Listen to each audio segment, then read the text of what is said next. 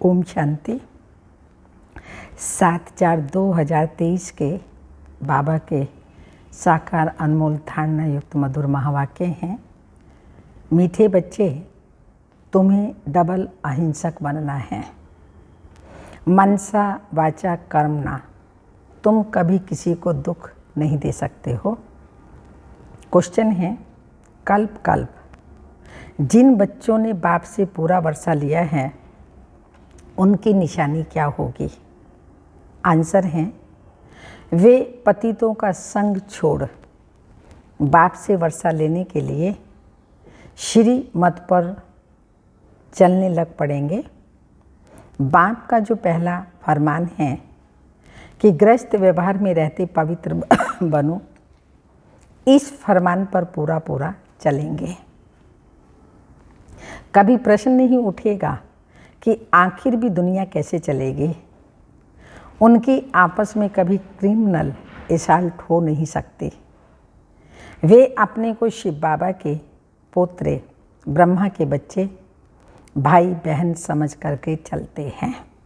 क्रोध का भूत खत्म, काम का भूत खत्म, पवित्र दृष्टि बन जाती है और सबके प्रति सुख की भावना, दुआएं देने की भावना, सबको सकाश देने की भावना, शुभकामना रहती है।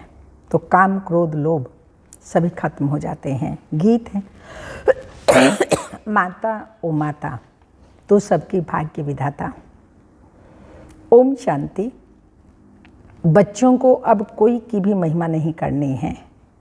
भक्त महिमा करते हैं।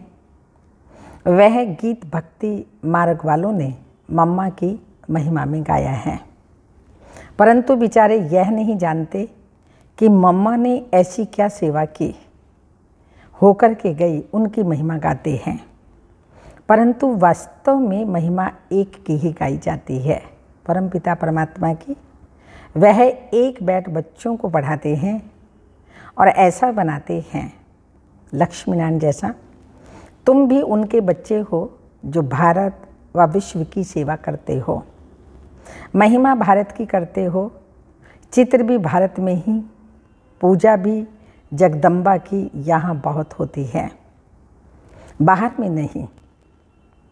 कहाँ कहाँ शिव के चित्र हैं, परंतु वह यह समझते नहीं हैं वास्तव में महिमा है शिव की। जो शिव बाबा फिर जगदम्बा और जगत पिता की महिमा निकालते हैं। बाबा से ही सबको श्रीमत मिलती है। दिलवाड़ा मंदिर में सबके चित्र नहीं हैं। बच्चे तो ढेर हैं। तुम सब बच्चे राजयोग सीख रहे हो। चित्र तो थोड़ों के ही निकालते हैं। तुम जानते हो बाबा हमको स्वर्ग का मालिक बनाते हैं। शिव बाबा इनमें बैठा है। कल्प पहले भी ऐसे ही परम पिता परमात्मा ने हमको राजयोग सिखलाया था। अब प्रैक्टिकल बुद्धि में लगता है। जब दूसरे सुनते हैं तो कोई कहते हैं बिल्कुल ठीक बात है, कोई कहते हैं हम कैसे माने। एक जैसे सब नहीं हैं। वैरायटी धर्मों का झाड़ है। हर आत्मा एक्टर, हर एक का अपना अपना पार्ट है। तो बाबा ने कहा एक जैसे सब नहीं हैं। जब कोई नए आते हैं तो प्रश्न पूछा जाता है, गॉड फादर का नाम कब सुना है? कब भगवान का नाम सुना है? ऐसा कोई मनुष्य नहीं होगा जो कहे कि हम गॉड फादर को याद नहीं करते, क्योंकि अभी सब दुखी हैं, इसलिए परमात्मा को याद जरूर करते हैं। सत्युग में कोई ऐसा नहीं कहेगा कि पतित पावन आओ। दुख में सिमरन सब करते हैं, सुख में सिमरे ना कोई। दुख में सिमरन किसका करते हैं? एक का। भल सिमरन करते हैं परंतु जानते नहीं हैं, सिर्फ महिमा करते हैं। यहाँ तो है सारी धर्म की बात। गाया भी जाता है रिलीजन इज माइट, धर्म में शक्ति है। कौन से रिलीजन में इतनी माइट है? सभी रिलीजन में तो इतनी माइट नहीं है। तो बाप आकर एक देवी देवता धर्म स्थापन करते हैं। बाबा को कहा जाता है ऑलमाइटी। तो जो धर्म स्थापन करते हैं उसमें भी माइट है। तुम जानते हो, हम देवता धर्म वाले बनते हैं तो हमारे में कितनी माइट आती है। हम बाप से राजा ही लेते हैं, हम कोई हिंसा नहीं करते। सतयुग में दोनों हिंसा नहीं होती, एक काम की हिंसा और दूसरी फिर क्रोध करना। ना काम विकार होता सतयुग में, ना क्रोध करते हैं। कुछ बुरा अक्षर कहना, ये भी बाण चलाना है। मुख को देखो, धनुष की तरह से है और जीभ इसके अंदर बाण है। तो अगर किसी को टॉर्चर किया, क्रिटिसाइज किया, ऐसे वैसे शब्द बोले, तो बाबा ने कहा ये भी बाण चलाना है। इनको वायलेंस कहा जाता है। तुम किसी को दुख नहीं दे सकते। फरमान है बाबा का, डायरेक्शन है कि किसी को भी तुम कोई भी प्रकार का दुख नहीं दे सकते। बाबा कितना अच्छा सिखलाते हैं, सबको सुखी बनाओ। मुख्य बात काम कटारी चलाना, वह है सबसे बड़ी हिंसा। बंदूक आदि चलाना, मारना, वह भी हिंसा है। कोई भी प्रकार की किसी को दुख नहीं देना है, कोई भी प्रकार का दुख नहीं देना है। इसलिए बाप ने कहा है काम महाशत्रु है। गायब ही जाता है अहिंसा परमो देवी देवता धर्म। उसमें दोनों हिंसाएं नहीं थी। कभी भी किसी को मनसा वाचा कर्मणा दुख नहीं देते थे। तो बाप आकर स्वर्ग की स्थापना करते हैं। कल्प पहले भी की थी, कल्प पहले भी की थी, अब फिर कर रहे हैं। तो किसी को मारना, पीटना, क्रोध करना सबसे छुड़ा देते हैं। मुख्य बात है पवित्रता की, इसलिए राखी बंधन गाया हुआ है। बहनें बैठ भाइयों को राखी बांधती है कि काम कटारी नहीं चलाना, परंतु मनुष्य यह अर्थ नहीं समझते। तुम हो ब्रह्मा के बच्चे, शिव के पोत्रे, तो तुम भाई बहन हो गए ना। आपस में कभी क्रिमिनल असॉल्ट कर नहीं सकते। यह है पवित्र बनने की युक्ति। बहन भाई कभी आपस में शादी नहीं कर सकते। तो बाप समझाते हैं कल्प कल्प जिन्होंने वर्षा लिया है वही श्रीमत पर चलते हैं। अधर कुमारी कुमारी कन्या का मंदिर भी है। ग्रस्त से निकल फिर बाप के बच्चे बने हैं तो उन्हों को अधर कहा जाता है। जरूर होकर गए हैं, अब फिर प्रैक्टिकल में हैं। ऐसे मत समझो कि हम पवित्र बनेंगे तो सृष्टि कैसे चलेगी। अब यह तो पति दुनिया हो गई, अब चाहिए पावन दुनिया। पतित दुनिया तो चलती ही रहती है, बंद नहीं होती। तो तुम्हें पतितों का संग छोड़ना पड़े। बाबा आकर विकारी दुनिया की रचना बंद कराते हैं। सत्युग से निर्विकारी दुनिया शुरू हो जाती है। तो बाप आकर बच्चों को फरमान करते हैं। फिर कोई माने या ना माने, बाबा का फर्ज है, कर्तव्य है फरमान करना। अब कोई माने या ना माने, श्रीमद् भगवानो वाच्य, भगवान बच्चों को श्रीमत देते हैं। भगवान बच्चों को बैठ पढ़ाते हैं। क्या बनाएंगे? जरूर भगवान भगवती बनाएंगे। जो जैसा है वह ऐसा ही बनाएगा ना। तो निराकार भगवान बैठ निराकार आत्माओं को पढ़ाते हैं इस शरीर के द्वारा। यह है बाबा का लॉन्ग बोट। बाबा को शरीर तो चाहिए ना, शिव बाबा को शरीर तो चाहिए ना। उनकी शरीर रूपी ज्योति पुरानी हो गई है। जब नई थी तो गोरी थी, अब काली हो गई है। तो बाबा ने समझाया है, तुम इस समय शाम हो, फिर सुंदर बनते हो। इस समय हर एक शाम बन गया है। उनको 84 जन्म लेने पड़े। श्री कृष्ण पहले सुंदर था, धीरे धीरे सुंदरता कम होती गई। श्री कृष्ण का चित्र भी है, नरक को लात मार रहे हैं और हाथ में स्वर्ग है। कहते हैं मैं स्वर्ग में सुंदर था और नरक में श्याम हूँ, तो लात मारता हूँ। जो भी सूर्यवंशी घराने के हैं वो सब सुंदर थे। सारी डिनास्टी राज्य करती थी, अब सभी काले बन गए हैं। इसलिए श्याम सुंदर नाम चला आता है। श्री कृष्ण की आत्मा ही पहले जन्म लेती है। श्री कृष्ण के साथ सारी राजधानी भी है। सभी पुरुषार्थ कर रहे हैं फिर से गोरा बनने का। कहते हैं काली दह में सर्प ने डसा, वह भी अभी की ही बात है। पॉइजन, काला, काम, क्रोध, लोभ, मोह, अहंकार, इन विकारों ने ही सब आत्माओं को डस लिया। इसलिए सब आत्माएं पतित काली बन गई। माया सबको डसती रहती है। माया ने सबको काला बना दिया है।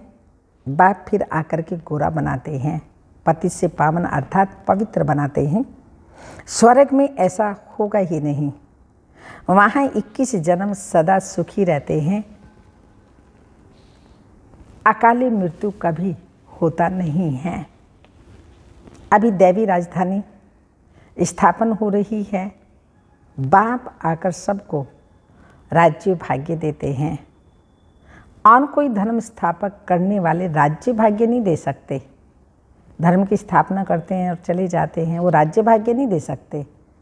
इब्राहिम, बुद्ध आदि राजा ही नहीं स्थापन करते, वह सिर्फ धर्म स्थापन करते, फिर धर्म की वृद्धि होती रहती है। उनको वास्तव में गुरु भी नहीं कहा जा सकता, क्योंकि गुरु करते हैं सदगति के लिए, तो सदगति भी नहीं करते, गति भी नहीं करते, तो इसलिए बाबा ने कहा उनको गुरु भी नहीं कहा जाता। वह तो आते हैं धर्म स्थापन करने, ना कि सदगति करने। उनके पिछाड़ी उनके धर्म की आत्माएं नीचे उतरती हैं, तो गुरु भी वास्तव में कोई को कह न सके। किसी की सदगति करने वाला एक शिव बाबा ही है। सबकी सदगति करने वाला एक शिव बाबा ही हैं। उनके लिए ऐसे नहीं कहेंगे कि वह जन्म लेते हैं। बाबा तो आते ही परकाया प्रवेश करते हैं, जन्म मरण के चक्कर में नहीं आते। यह रॉन्ग हो जाता है। वो अवतार लेते हैं। जन्म लेना अर्थात गर्भ में आना। मैं गर्भ से जन्म नहीं लेता हूँ, अवतार लेता हूँ। परंतु कैसे आते हैं ये कोई भी समझते नहीं हैं। मैं परम धाम से आकर इस तन में प्रवेश करता हूँ। मुझे शरीर तो चाहिए ना, और चाहिए भी बड़ा शरीर। छोटे तन से तो बात भी कर ना सकें। बच्चा बोलता थोड़ी है, साल 1.5 साल का होता है तो बोलना शुरू करता है। इसलिए बाबा को एक्चुअली अनुभवी रथ चाहिए, संसार का भी अनुभव और बड़ा रथ चाहिए। मैं अनुभवी रथ बहुत जन्मों के अंत के जन्म वानप्रस्थ अवस्था में आता हूँ। गीता में भी है कि मैं इनके जन्मों को जानता हूँ। ये अपने जन्मों को नहीं जानता था, अब तो जानते हैं। एक बार बता देता हूँ। पहले ये देवता था, 84 जन्म लेते लेते अंतिम जन्म में हैं, तब मैंने इनमें प्रवेश किया है। तो यह है कल्याणकारी जन्म। बाबा आकर इनके द्वारा पढ़ाते हैं। तो यह माता भी हो गई। वास्तव में यह माता है, परंतु सर्विस पिता के रूप में करेंगे। इसलिए मामा को निमित्त बनाया है। माताओं कन्याओं को संभालने के लिए मामा को निमित्त बनाए हैं। तुम बच्चे भी उनके साथ निमित्त बनते हो। सबको स्वर्गवासी बनने का रास्ता बताते हो। मनुष्य मरते हैं तो कहते हैं स्वर्गवासी हुआ। वह पुरुषार्थ नहीं करते।